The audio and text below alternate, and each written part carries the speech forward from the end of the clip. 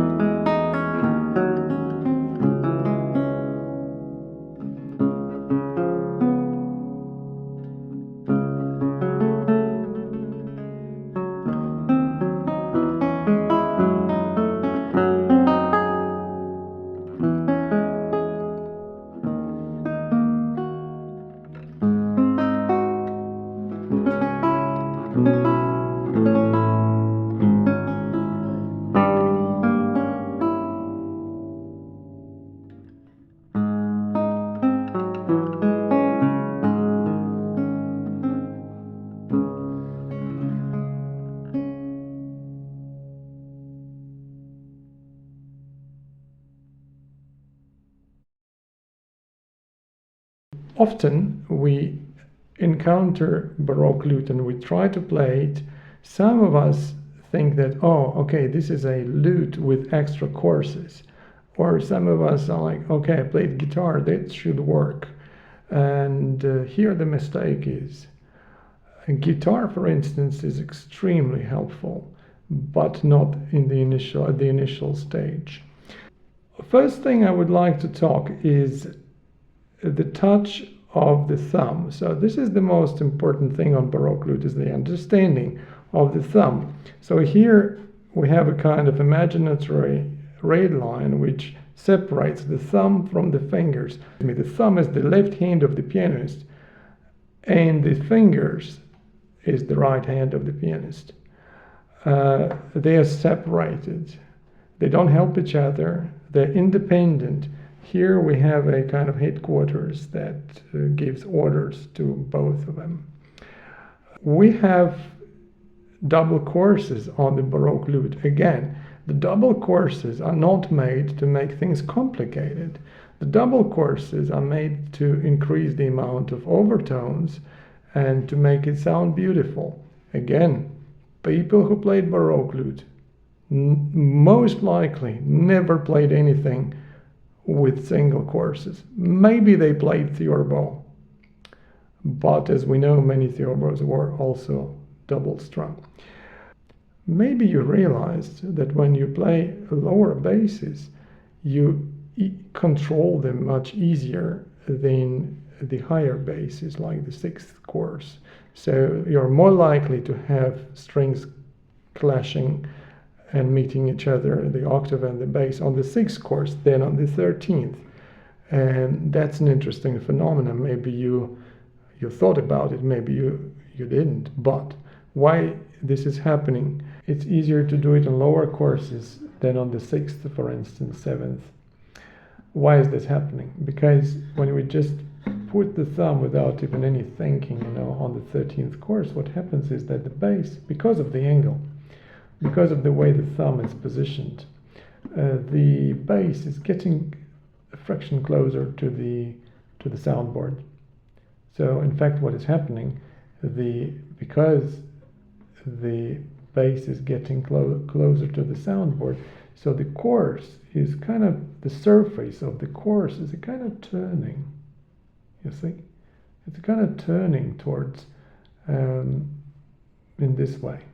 You see, and so when I do it on the 13th, 12th, 11th, so in fact, the thumb, because of the way it's positioned, it's the lower it goes, the easier it is to control. While when we come to the sixth course, you see, it doesn't happen itself. What happens is we're more likely to get the strings together and clash them. You see? So this is a big difference. So when you come to the sixth course, you actually should push the bass a little bit above the octave towards the soundboard, and then this makes it easier to play it clean without getting the string bad. So if you go just from above, they're very likely to clash. When we play the third and the fourth and the fifth with the finger, so what happens is when we approach the string, the higher, we can call it higher, but which is physically lower course, right? The string in the course, it gets closer to the soundboard, you see? So we're not pulling the string up so that they meet together, but we push in a little bit. The physically lower string gets closer to the soundboard. So the surface of the course, when we play it with the finger, turns this way. If this is the surface of a double string, it turns this way. You see? And we get a nice sound. So this is very important, so to control, and then when we are obsessed about just getting somehow the note, there is no time for it. We are only thinking about how to get it right, you see? So what I wanted to talk about is the fear. Fear, maybe if the lute was associated with fear, violence, and aggression, that would be a very popular instrument today. But we are not about this. It's a joke, of course. I will talk about the fear of getting the wrong string. So when you are at the initial stage of playing Baroque lute, and especially if you think that this is an instrument with extra basses, why I'm saying this, it's better that you think it's a complete thing. A 13-course instrument, it is like this. So there are no extra basses. It is just like this. So what happens? You start playing, and the main goal is to get the right bass. And actually, this is only the top of the iceberg. So much more important is to get it in the right way and to be able to control it, to play it soft. So first of all, to be able to play soft, controlled, and desired bass, then it works. Because if you are only absolutely terrified by, oh God, how I'm gonna play this, so what you're doing is you're just trying to catch the bass at any cost, right? So there is no time for talking about these things which I was talking about. There is no time for placing the thumb in the right way. So this absolutely. So you're just catching this bass, you're packing it strong. So when you're doing it, so on the Baroque lute, you actually can play very huge bass, but you can't compensate it on the treble. So when you play super strong basses or some kind of basses, you actually do not hear the top strings, and you try to compensate by playing the top strings somehow even stronger. So this results in a kind of situation where you don't control the sounds, you don't control the phrases, you're just about getting the right notes. So that's about fear. So this we shall talk now about how to handle this situation. So as I told before, this piece contains a lot of beautiful technical and musical ideas. What I would first pay attention to, that we have the bass, which is going this way, right? Okay, so as we do on the piano in the very early stages, we study the left hand and we study the right hand. So we try to understand what really is happening in the left hand and in the right hand. So again, this is the left hand, this is the right hand. And it's very important what happens in the left hand also on the piano.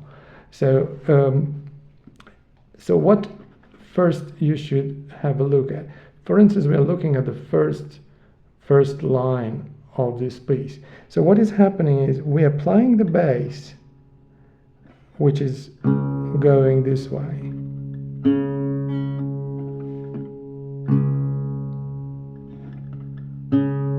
Okay, and we have something on the top, of course, for the right hand. But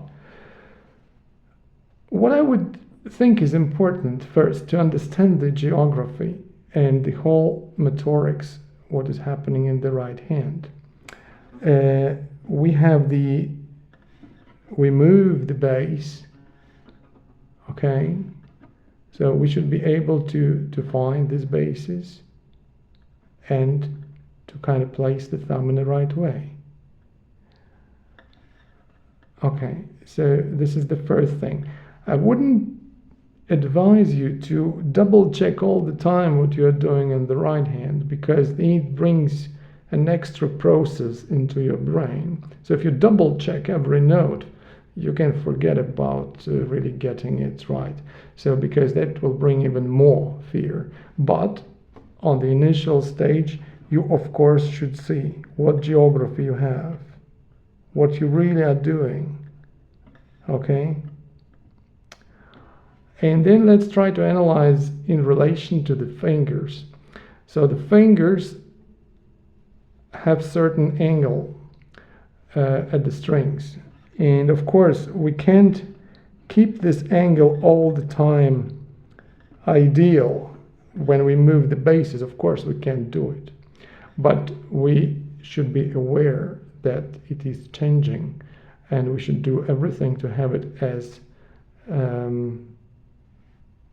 clear as possible, so that we try to really understand how it is changing and how to keep the fingers at the strings at the right angle, okay, while the thumb is doing its job, right?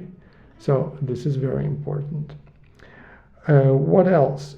Well, I always try to compare it, the tank. When the tank is going this way on terrain, the gun is always pointed at the aim. So the tank is moving and the cannon is aimed. So this kind of situation we should kind of project onto the right hand. I would advise to analyze what is happening on the open strings. So maybe you encounter the situation that today you play the lute and it kind of works, and tomorrow you take the lute and it totally doesn't work. You have start having problems that you never had, and you think, oh, I practiced a lot yesterday. How is it possible that today I'm having this kind of situation? Also interesting to analyze this.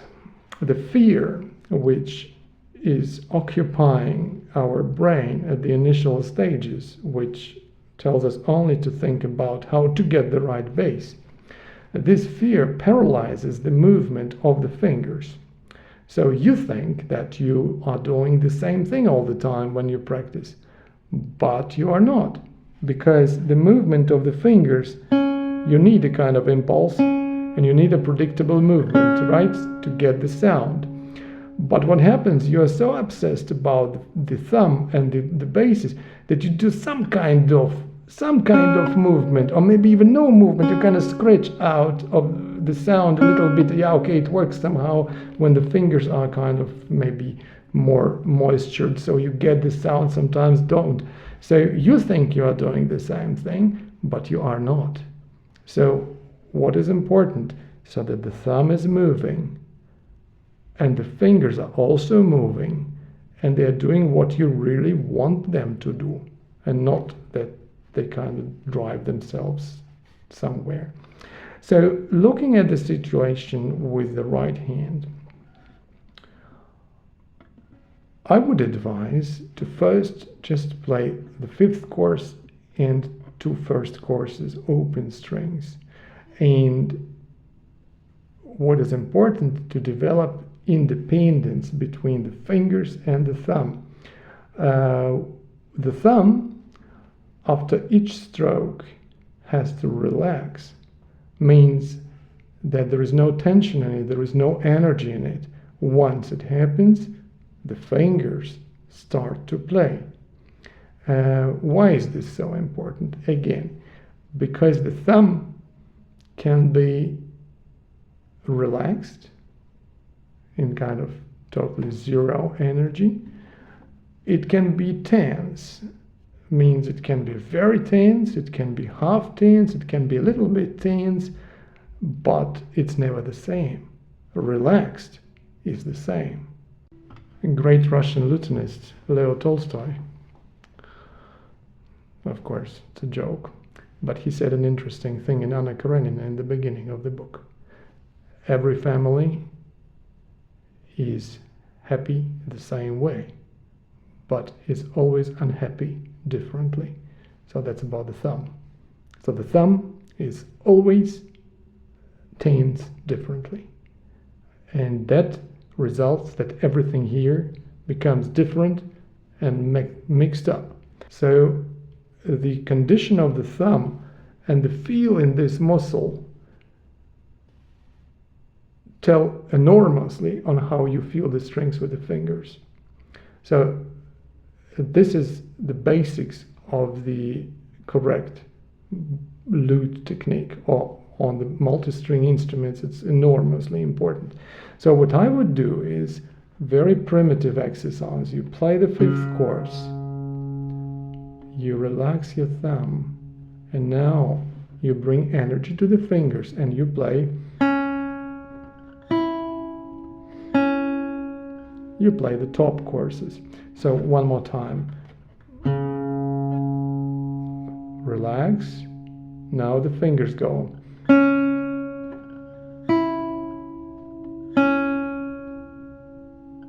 Again. Zero energy.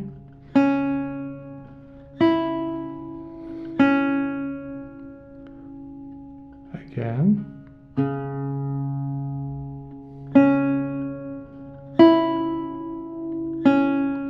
And the fingers, they have action, and of course they have to return.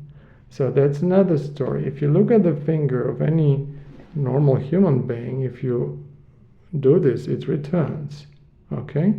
So any healthy human being has this situation. So the fingers return. If you are scared about how I get it, you forget about this. They don't even return sometimes, and you already want to play them. So one action is not finished, so there is no way to begin the action because the fingers are somewhere. That's another story. Also, if you look at your fingers of the right hand, they're all different. You see they're different length, right? But that's not only the case. If you look at your hand from the side, you will realize, most of you, that the middle finger, the ring finger, the pinky finger are kind of more bent in the first joint, while the first finger, the index, is very stretched out comparatively to them. Once you bring your fingers to the strings, you will realize that the index is trying to get out of this mechanism, get out of position, and kind of, you say. So what is important is that your index finger is trying to monkey the second or the third. Maybe you realize that it's easier to get the predictable tone with the ring finger or with the second finger, but the first finger, you see, if you don't think about it, it's kind of getting harsher.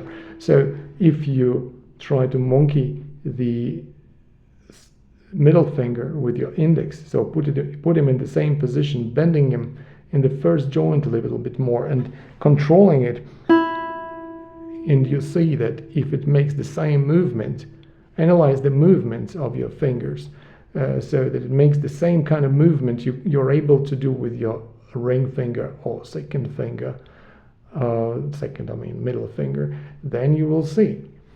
So what is really happening here. So then once you have done it, you can go to this basis, okay? So you place your thumb, you look at your thumb so that you don't really clash the strings together. You gently play the bass. You see the energy is gone. Now it's time for the fingers, and you play open strings now.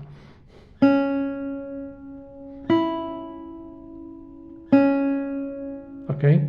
So then you may try to play what is written, but stopping after every bass so that the thumb gets into zero energy situation.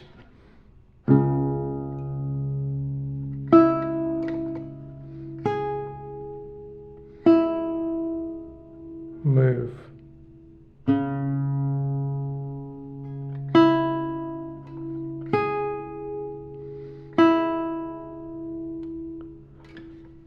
So this is I showed you how to think about this situation with getting the basses and the fingers. So this is the basic thing here.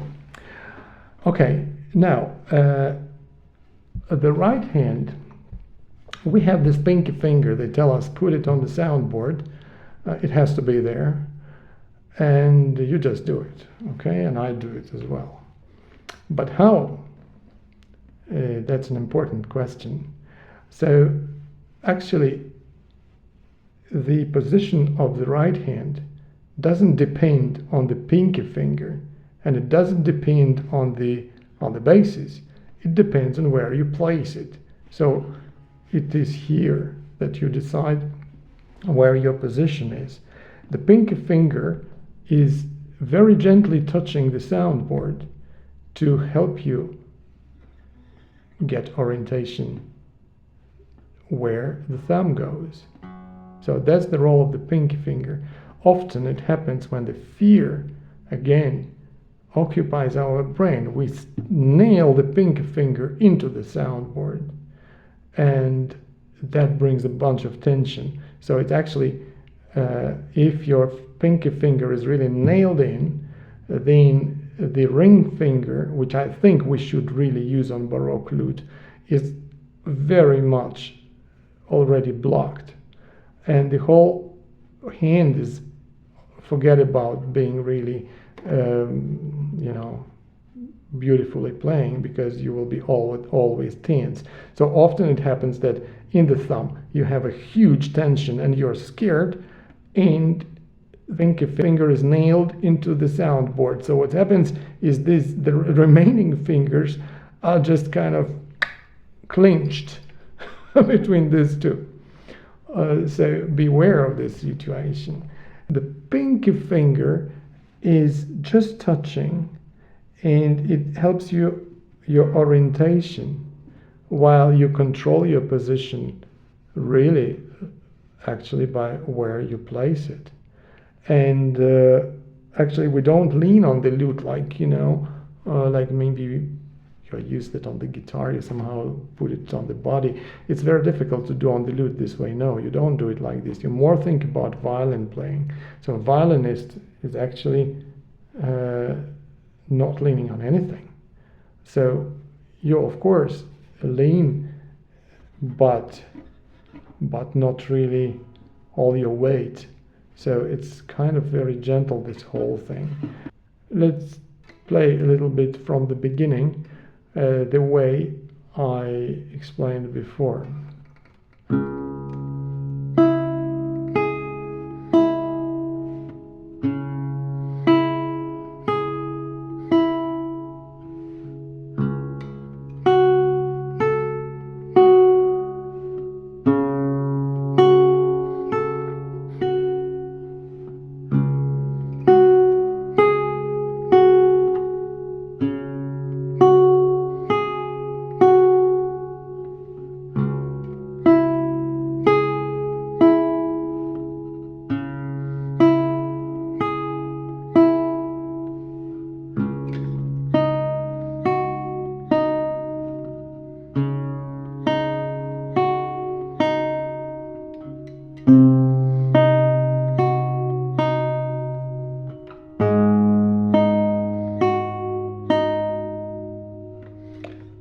So this is the way to practice it, but I think it should be even slower and with much bigger rests. I would like to say something about the left hand on Baroque lute in relation to this piece. So generally Baroque lute is long. My lute is 69 centimeters. The guitar is 65 centimeters, so we have 4 centimeters longer, but there are many lutes which are 70, 71, 72 centimeters. That's even longer. So that's again not made to make things more complicated.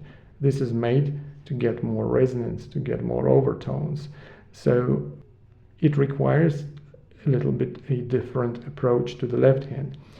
On the Baroque lute we have multi-strings, so there are double courses, more strings, there is more mess if you are not clean with your geography of the left hand. So the left hand is doing a very difficult job. It's operating on this whole chessboard with a bunch of unpredictable situations, while the right hand, with all respect to it, but it's doing more or less the same thing on the same strings. So your priority should lie in the left hand. So the left hand is preparing the food for the right hand, and it's serving the food for the right hand. So the right hand shouldn't really rip the food out of out of the kitchen, So you don't do anything with your right hand before the left hand is absolutely fixed and everything is done here. So it kind of should be developed from the very beginning that the left hand has the position fixed and the right hand is consuming this position. If you are not clean with your positions, so that means that you are going to be adjusting them while the right hand will be all the time pushing. So that means that the left hand will never be precise and will be always in a hurry to catch the position somehow because you're already playing the right hand. So that's very important to observe from the very beginning, especially when we move to the double courses.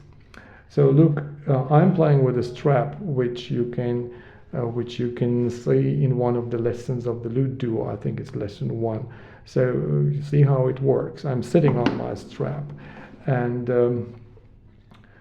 the elbow should be down, and You see, when the elbow is down, the pinky finger becomes super long. When the elbow is this way, the pinky is very short.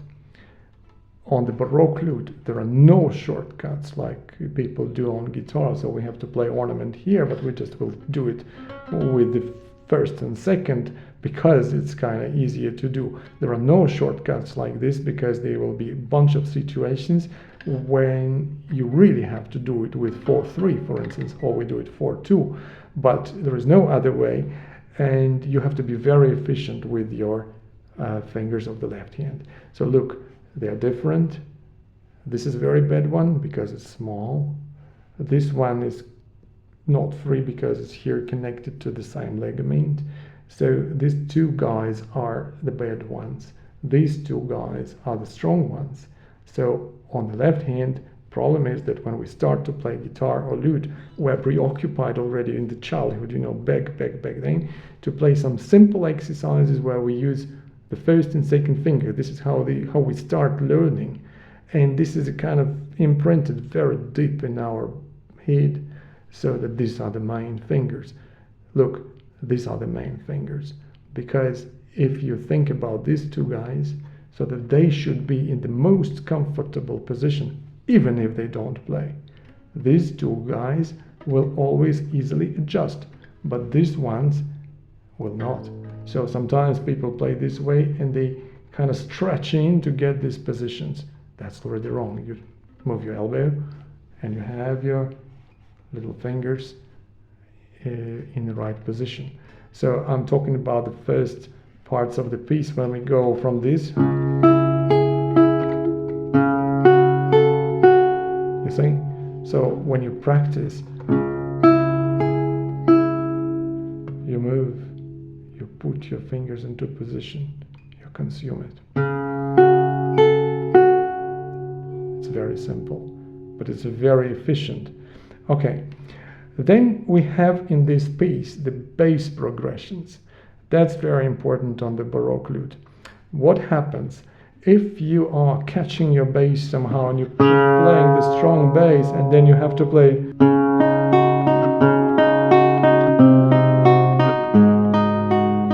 for instance this one. If you already play very strong here, then as a musically sensitive person you will be trying to compensate it later. How to compensate? You will try to play even louder to make the phrase right. You see? So you pay attention to the bass line. You have to exaggerate it in a way that I think in the beginning, what I always advise to my students, and I try to work myself on, that there is no forte. There is only normal and weak. So normal and weak. So any kind of progress, any kind of crescendo, any kind of phrasing, we do by compensating, preparing by playing lighter bass and normal bass. Later we of course can do all these kind of things. So if I'm talking about this bit,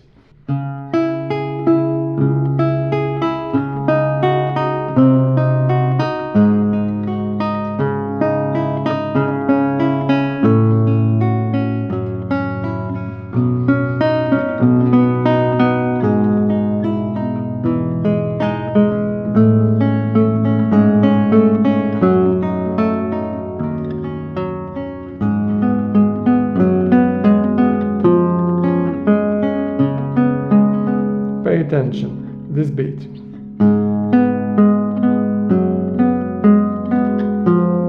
This is the note, the important one. He's giving it here because it's difficult to get here on this bass. You should think how the phrase is ending, how the motives are ending. So the bass line has to be really taken care of, because I always compare it to the mixing board. So if you see this instrument you want it louder, then you put another instrument loud, then you think, oh, it's not loud enough, I put it even louder. So at a certain point all the controls on the mixing board are up here, so there is no mix, everything is loud. So this is what happens if you don't control the bass, and if you really don't pay attention which notes are really weak, Where is the ending of the motives? So that's very important. So if I talk about this, right?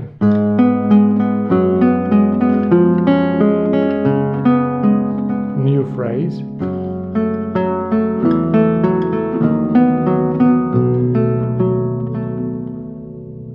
And now we start a progression. So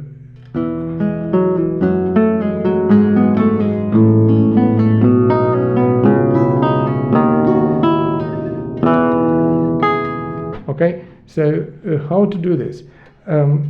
First of all, we know the piece, there is a progression. So the progression is this.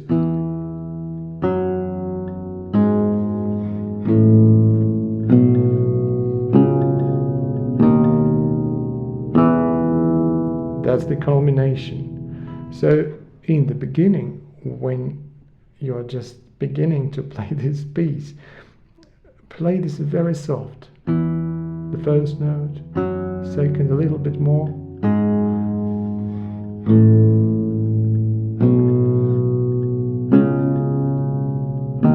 And of course you want this loud, go here and safely push it so it's loud.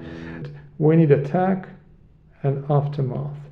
And by playing the bass, you see, if you play it a little bit lighter, there is bigger difference between attack and the aftermath. If I play it strong, it kind of never ends. So the aftermath, when the bass decays, it gives space for the next notes, which may come from the strings, from the top strings. So therefore, when we play this,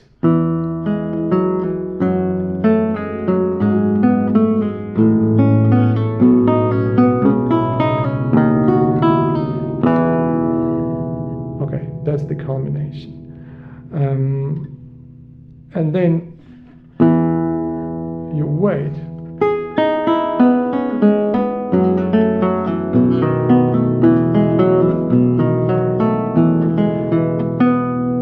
This is not a Giuliani etude, with all respect to Giuliani. It's not an arpeggio piece, it's a polyphonic piece. So it's very important to control what is happening in the voices and how you hear them. The middle voices under my index and second finger, I'm trying to connect these notes because this is what brings the warmth and the beauty of the lute, which is so important. So we have this note.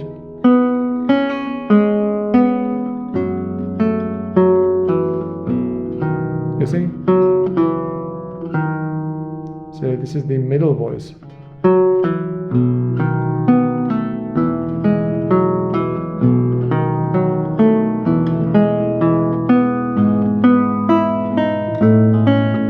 You see?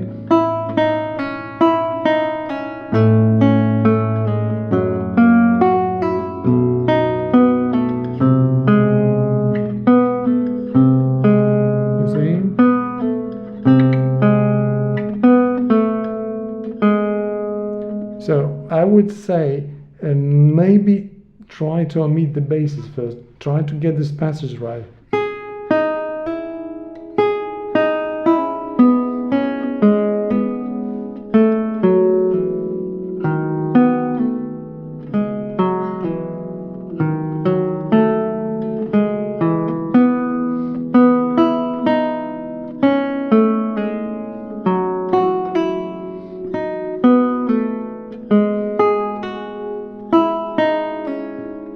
And so on. So and then you have this nice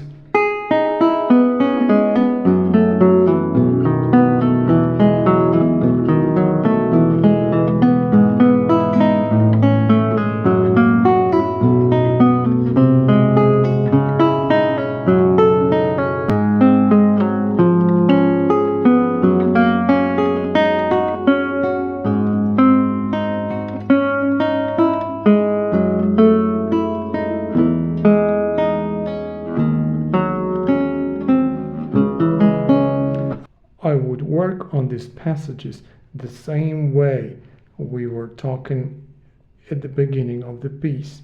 So if you go from this passage, so remember that this F bass before this passage is the ending, is the culmination of the passage before. Actually, these places you really should kind of see, because sometimes we don't really understand which note belongs to the left, which note belongs to the right. So it's important to have it crystal clear. For instance, we have this.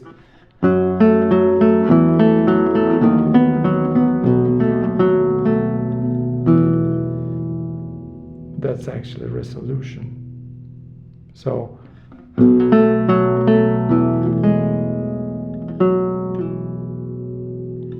it's not so straightforward here, right? So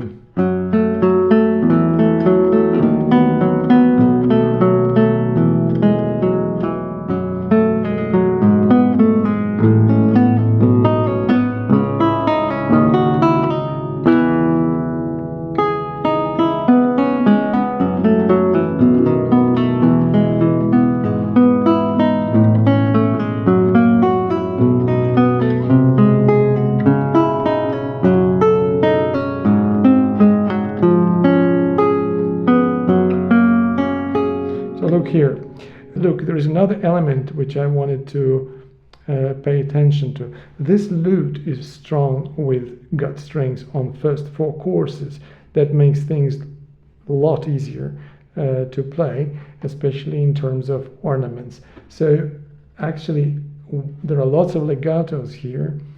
If you pull off the legatos, you were doing it on, like you were doing it on classical guitar, most likely this will not work, because on the lute we have thinner strings, and of course the fingertips here are harsh. So on guitar you have thicker strings, high tension, so that's safe to pull off. So here it's important to learn first how to make a fast movement of the strings that keeps the sound. You see, I'm not pulling. You see? So it's an interesting thing, because we are very good in terms of getting into the instrument, you know, like clenching, getting the fingers onto keyboard, onto the fingerboard this way, but we are very bad at going out. So it's like Crocodile, he has like several tons, right?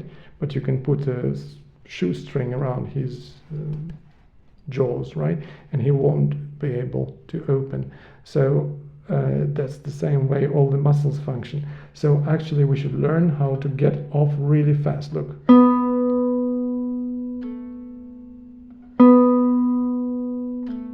So it's not about playing fast notes, it's about getting really fast from the soundboard. You see? When this starts happening, you may pull a little bit down. You see? And that's, again, I'm playing it, you see, with the pinky. So with every finger you should be able to do it.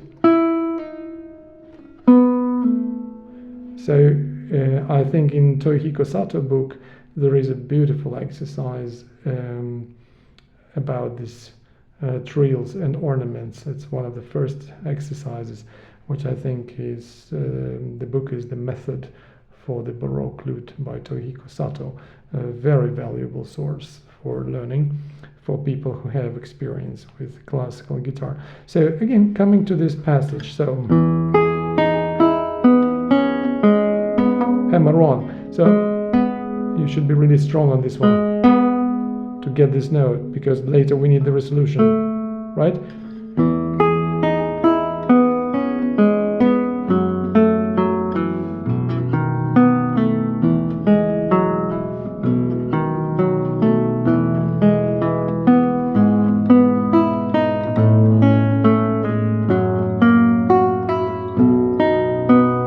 You see, I'm always preparing the hand position so that the pinky and all the fingers that start the ornament are in the most optimal position. You see, I always say that, it has to be natural. It's like a feast, a good feast for fighting, So you just open it and you get the right position. You can play piano, you can do the fist, you can open, and you can play the lute.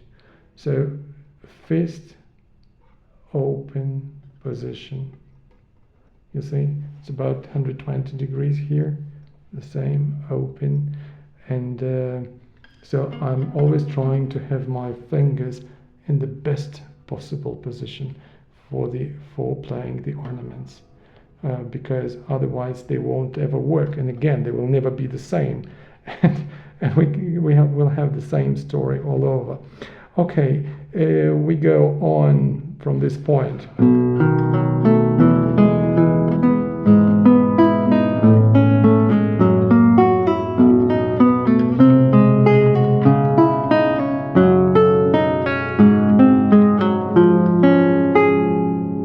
Exclamation. You see, I played wrong now, because the D always pumps out, because it's an open string. It's D, the lute is tuned in D, and the D is always strong. So you should pay attention. And again, I played it too strong, and I tried to compensate the top note, and it didn't work. Therefore,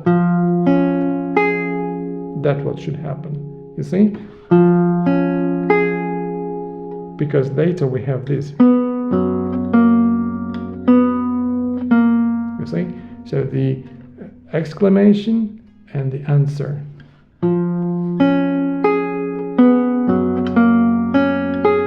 And then we have middle voice.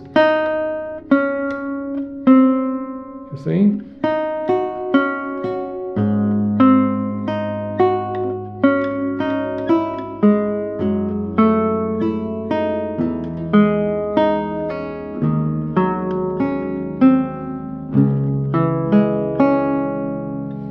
Here we have this middle voice, which is very beautiful, and that goes mostly under your index finger. So you control your position so that the index finger is actually aimed right at the strings which it has to play. And again, in relation with the thumb, with the pinky, so that you really control your position. You don't nail the pinky, you're nice with your thumb. And then you get this beautiful result, because otherwise it will never happen. So from here,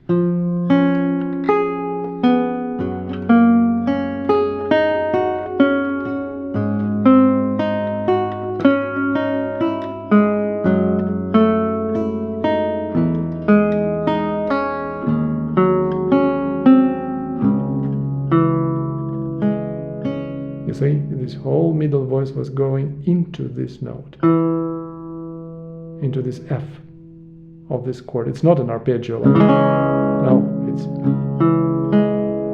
So this is the most important note. It's hidden actually in the tenor voice. So we get it.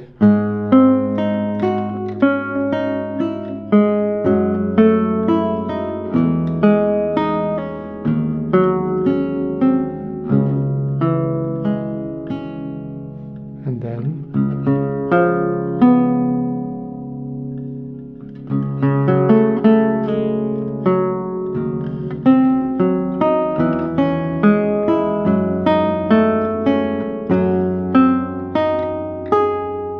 the same, you control all the time the index. And then we get into this chord progression.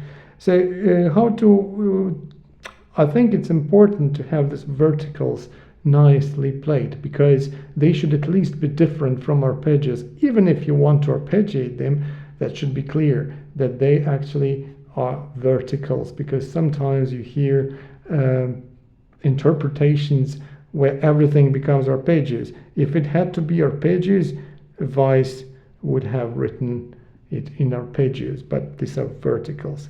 So we come to here, a different harmony, and then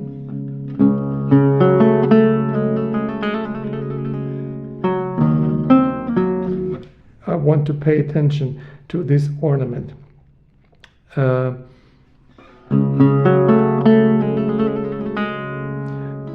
It's not a trill. We play the ornament to postpone the actual note, to raise expectation, to bring the dissonance instead of the right note, so that the listener is longing for this note. Therefore, we are not playing it like this. No, we are.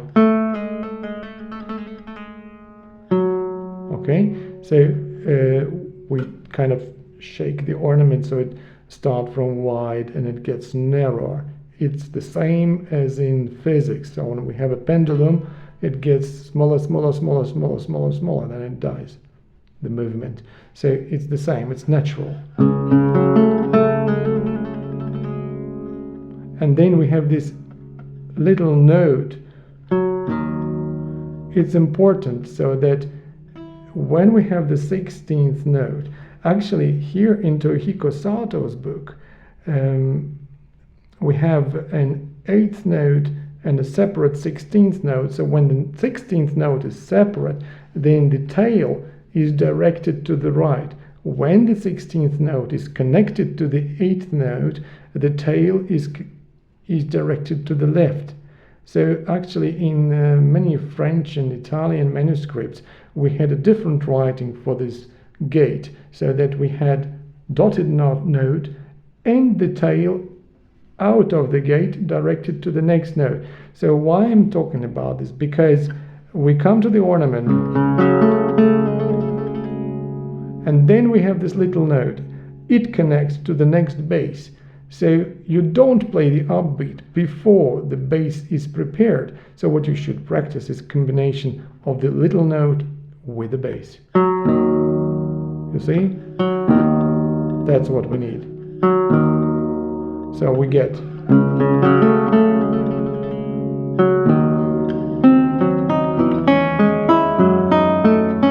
So I'm actually playing it the way you saw. So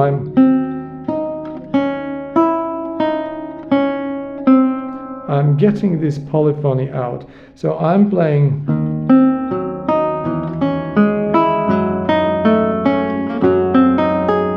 So I'm trying to show that we have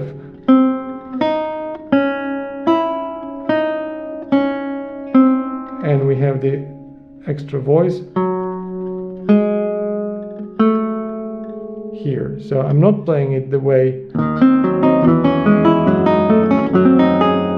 I'm playing it.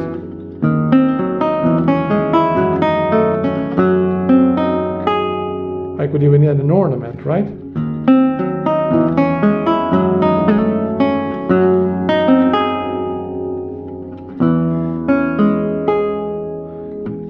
You see, there are different ways of arpeggiating. I think it's beautiful on Baroque lute that we can arpeggiate differently and start chords from the middle. So and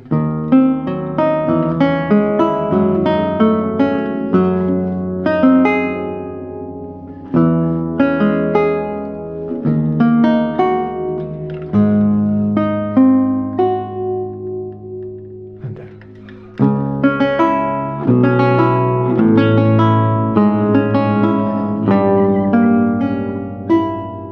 Or some other way. But important is that we have the progression.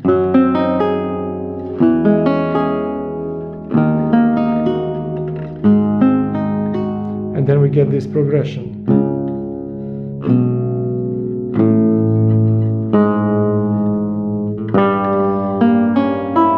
Here you should not forget what we were talking in the beginning. How to place the thumb so that the strings don't meet, because without this you will never be able to bring this line out, because you will be scared and they will be popping out, clashing strings. So you see, with achieving culmination, I'm moving my hand towards the bridge to get the G sharp as strong as possible. So we have this ornament.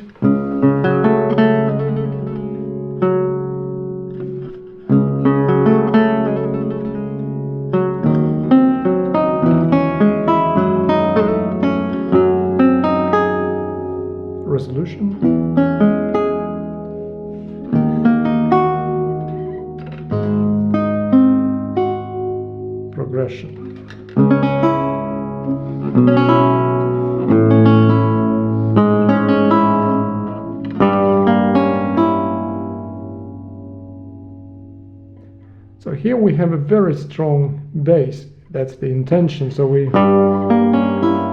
get this bass. Let's wait.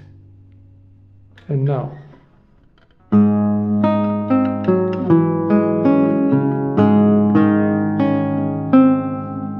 Bass, chord.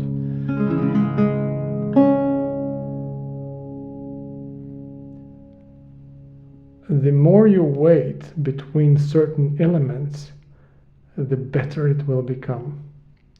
So I understand that I'm talking to people with full understanding of music, the rhythm, phrasing, articulation.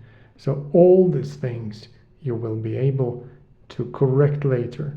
But what is important now to get complete phrases, relaxation of the thumb, preparation of positions, and control. So you can make any stops you want, but better if they are, of course, related to music.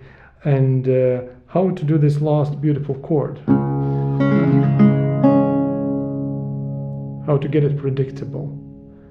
Look, as I told you in the beginning, the index finger, he's a bad guy actually. He's all the time stretching out and tries to get straight. And these are nice guys, the second and the third. So the middle, the ring finger, they're nice because their first joints are bent. So the index finger, if you bend it in the first joint and you're not doing this, means that you're not trying to, maybe it looks logical for you that you flatten it and you try to get it right. No, you bend it in the first joint and you make a circular motion across the string sidewards. So you see, it's bent in the first and you're doing the circular motion. It won't work in the very beginning. It's a very gentle movement. So try it gentle.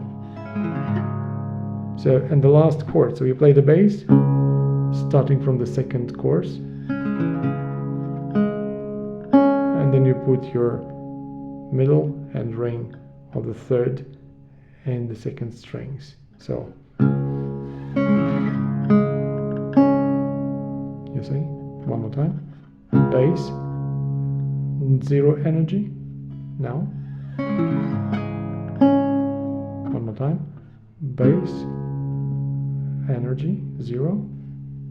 First finger bent. Dear friends, in this video I tried to answer the questions which were bothering me when I was beginning to play Baroque lute and when I was trying to play this Weiss Prelude. If you find this video useful, please support us by subscribing to our channel.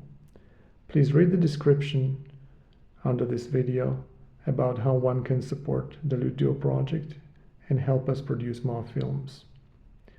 That's it for now. Enjoy your practice. That's been Anton. Bye bye.